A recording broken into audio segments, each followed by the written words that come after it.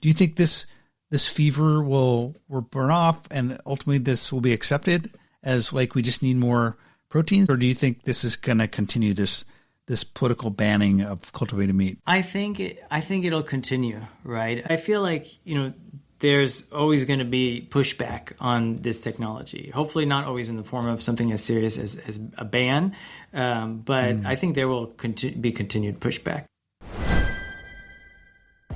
Hey everyone, welcome to the podcast. Today's guest is Alex Shirazi, who is an event producer as well as an author. And I thought I'd have him on because he just announced his new book that he's putting out through Kickstarter, The Scientist Cookbook, about how to cook with cultivated meat. And that's a thing that I think most people haven't really done or probably won't do in a long time. And so I thought it was an interesting and audacious concept. I also got to know Alex a little bit more this past January. I was at CES and he was at the event as well. We went out to dinner, and I always like to talk to fellow event producers. He is the producer of the Cultured Meat Symposium. And so I enjoyed talking to Alex. I hope you enjoy the conversation as well.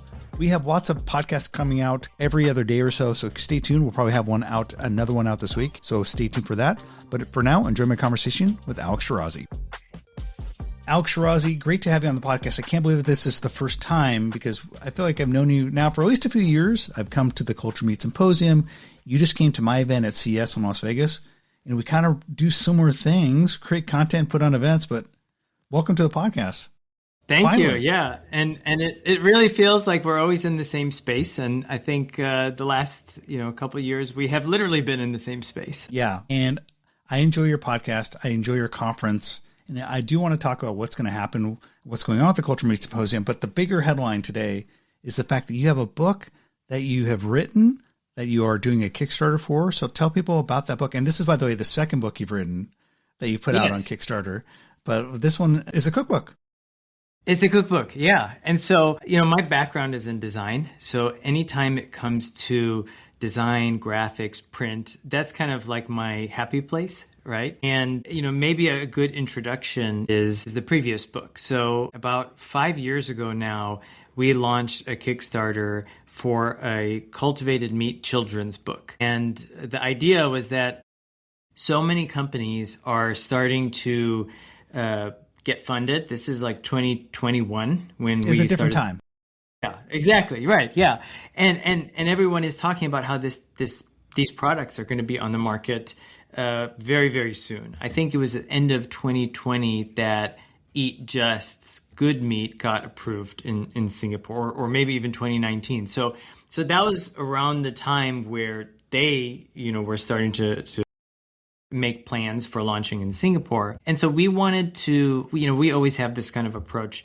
And by we, I mean like the Cultured Meat Symposium core founding organizing team, to be optimistic, but realistic, because we felt like a lot of the timelines were maybe too overly optimistic. And so the children's book was an idea that if this technology is actually going to be out in the next 10 to 15 years, and we've been involved with the International Scientific Conference on Cultured Meat, where it's just academics.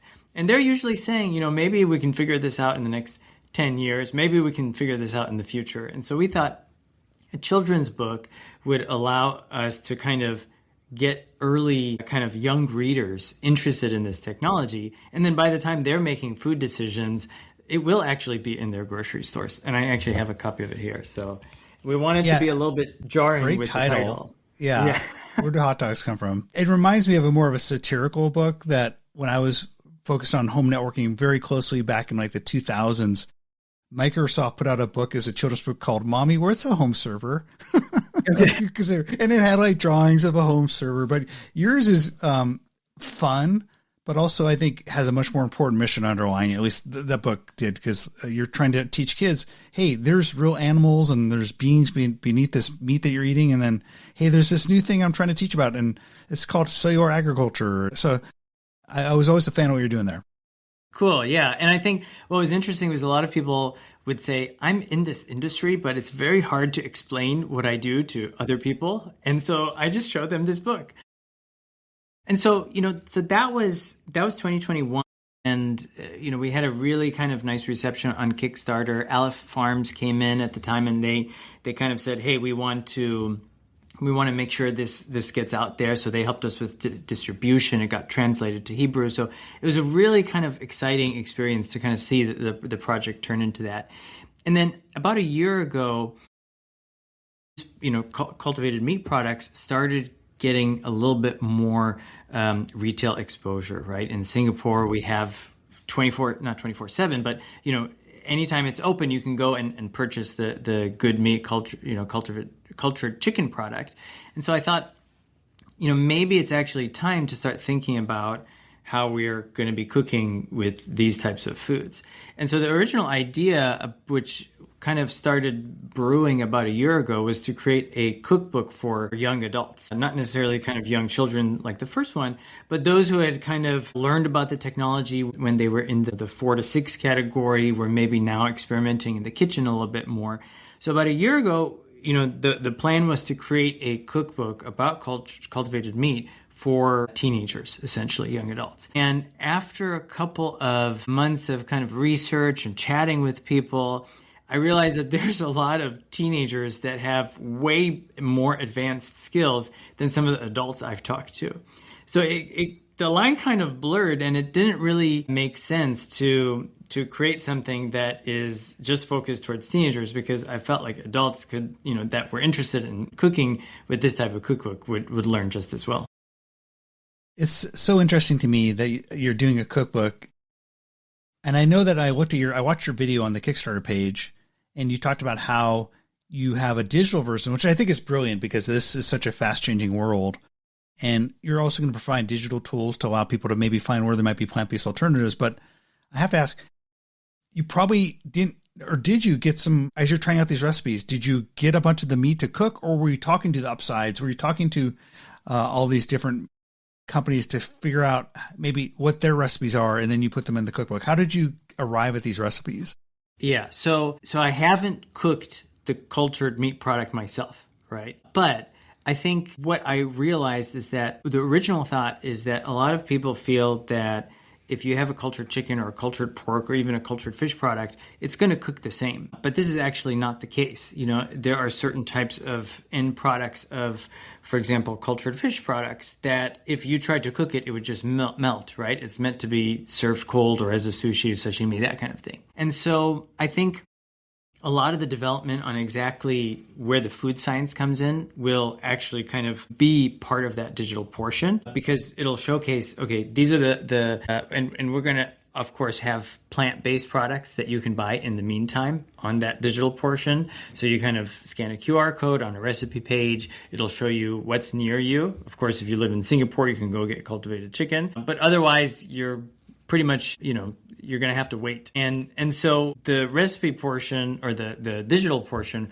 will show you plant-based alternatives. But I think a lot of the experimentation for me came when, in my past novel protein startup, we started really blending and cooking with all types of protein ingredients, protein isolates. And it was actually kind of crazy how you apply a little bit of food science and it takes you to a totally different texture, from a powdered product or a liquefied product to something that could be really exciting. And so that's kind of where that idea comes from. I think we're still being a little bit optimistic here, because if you look at Singapore, there's one grocery or butchery that is selling it. And then in California, we have a very limited release that I think maybe several times now, Mission Barns have sold their pork meatballs. So there's still a lot of optimism here. It's so interesting. I was there for the modernist cuisine rise and all the interest around using next generation techniques to cook and using technologies in the kitchen. I feel like this is almost like the next generation of maybe modernists, where you're cooking with food that is barely even available. And so I think that's kind of a fun concept. Like, because I think a lot about, you and I have talked about space food. I'm really interested in space food as an idea, and some of the people that are building products like for the long-term space missions. And so I feel like cultivated meat is in that category.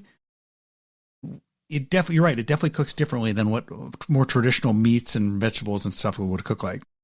Yeah, and I think we'll still learn a lot about kind of what these actual products will be like when they're out on the market. And I think we've even seen it with the plant-based alternatives, right? If you look at, let's say, a pretty advanced plant-based product like the Impossible Burger or even beyond, their goal was to have you cook it in the same way you cook ground beef. But that doesn't necessarily have to be the case. You can have, two different beef products and they're prepared differently. And, the companies aren't really talking about that yet. But I think if they can get kind of like the taste, and the nutrition is a whole nother podcast episode, but if they could get, the taste, texture right for whatever dish they're aiming for, you can definitely have kind of different types of, even now we see different types of SKUs for like Beyond Crumbles or their ground beef product. Just Egg is a really good example with their liquefied egg product versus their frozen egg product. We don't have to go too deep into the plant-based space. It is an interesting time of transition.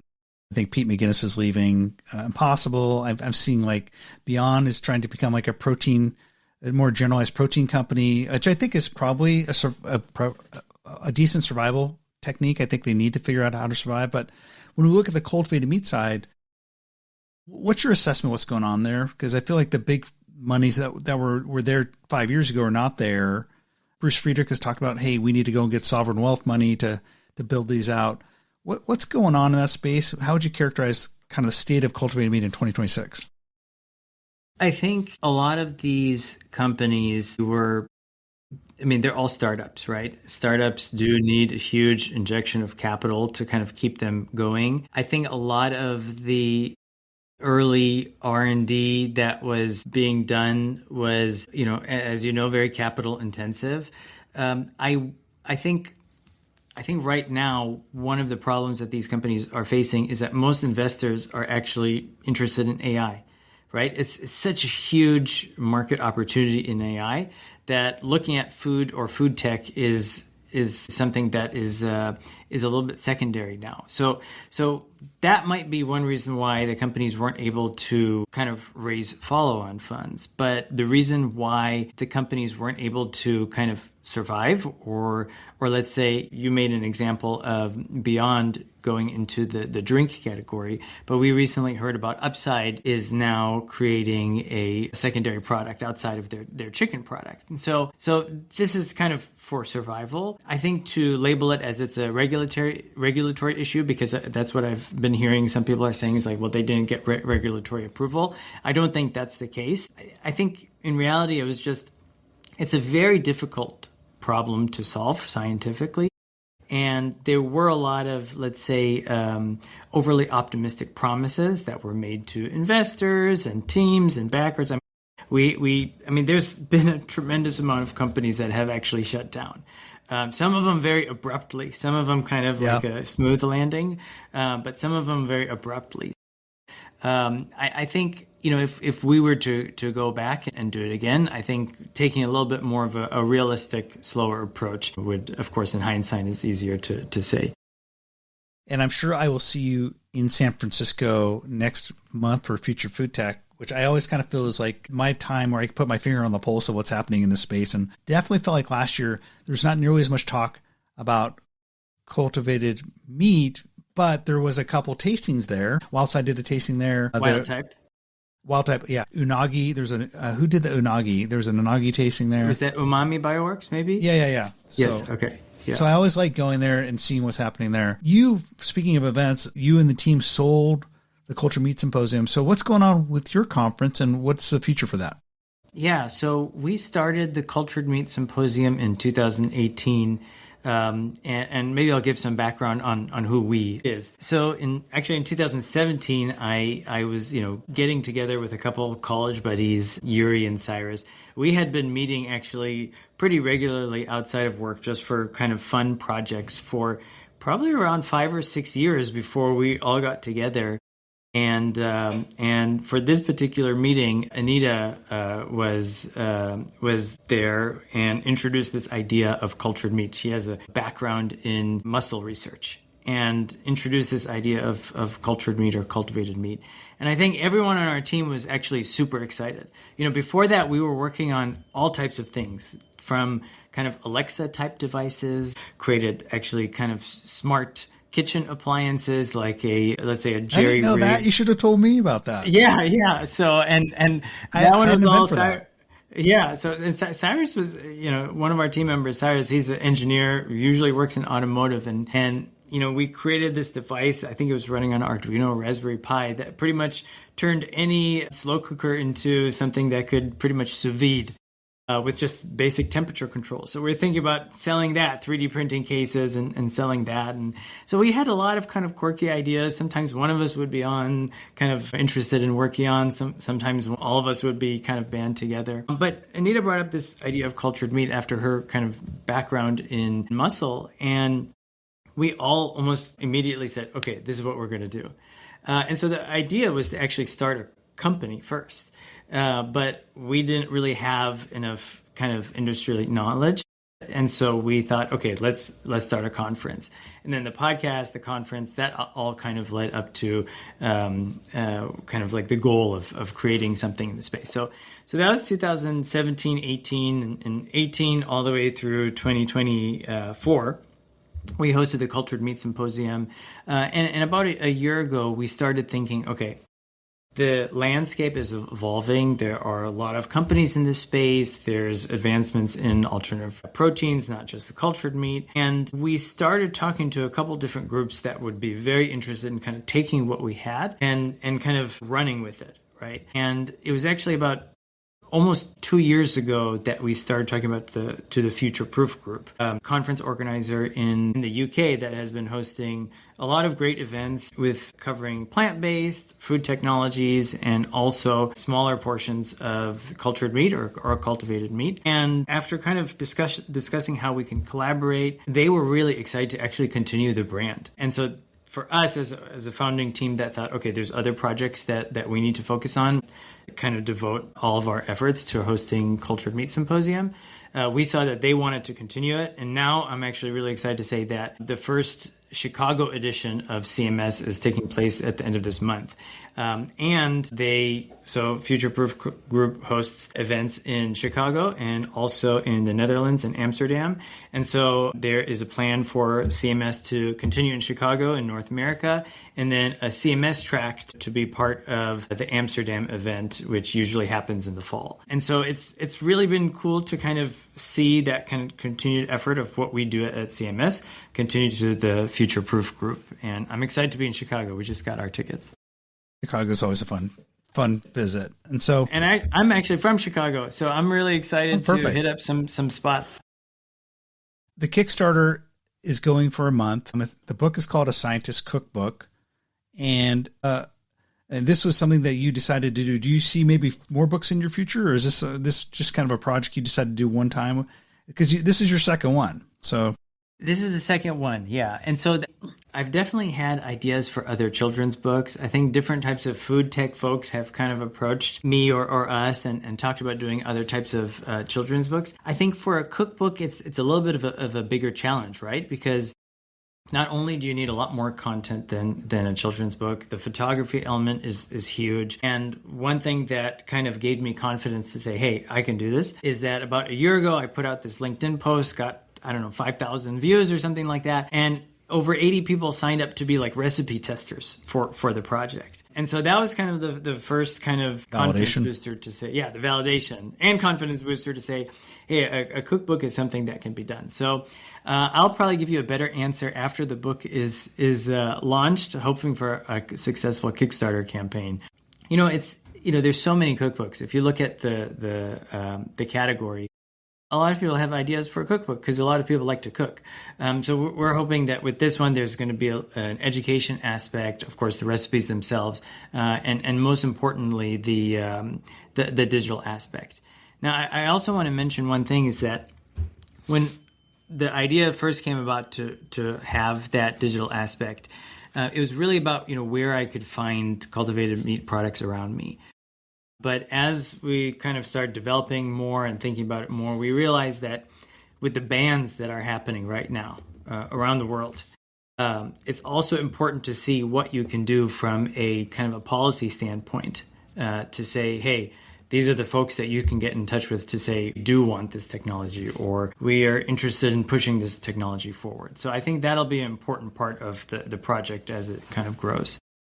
Yeah, it's unfortunate that cultivated meat got in the crosshairs and politicized by certain, particularly I think American politicians.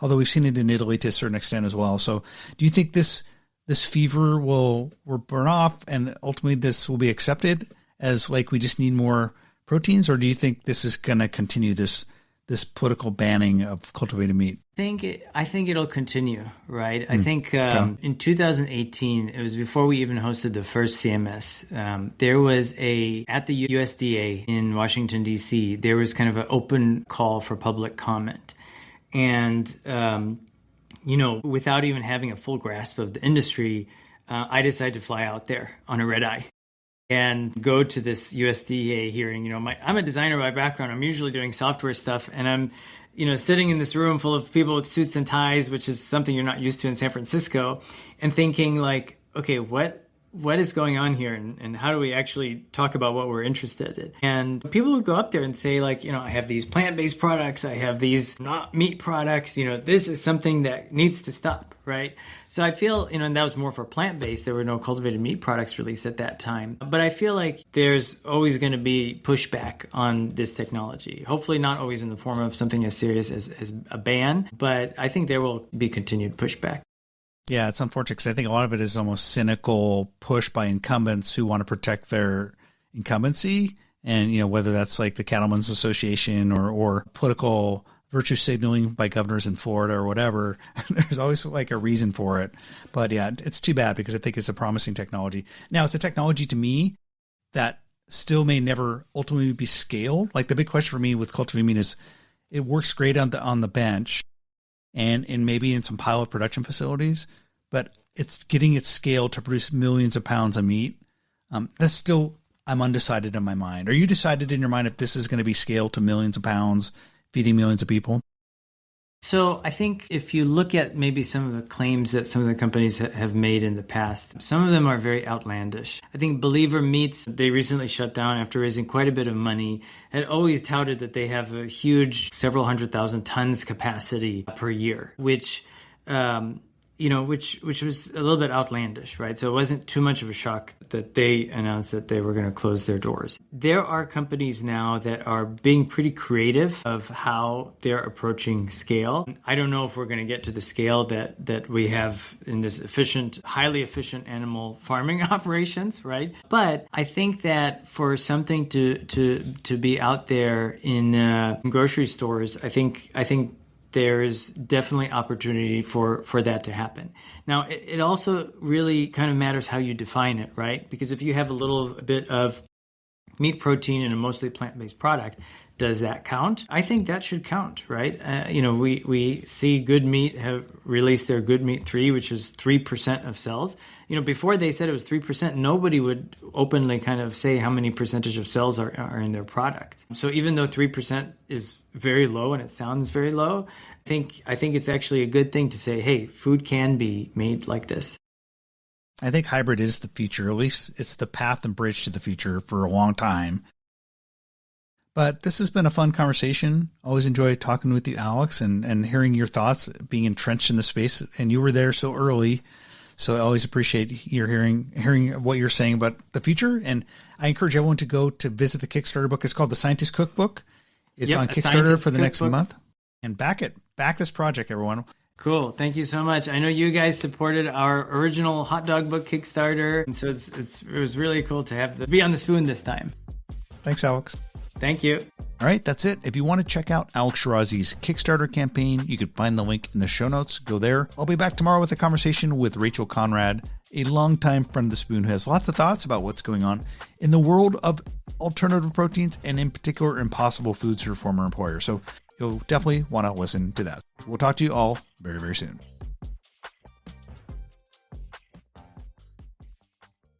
If you enjoyed this episode, why not share it with a friend? And don't forget to give us a 5-star review. You'll find more content like this on thespoon.tech/podcasts.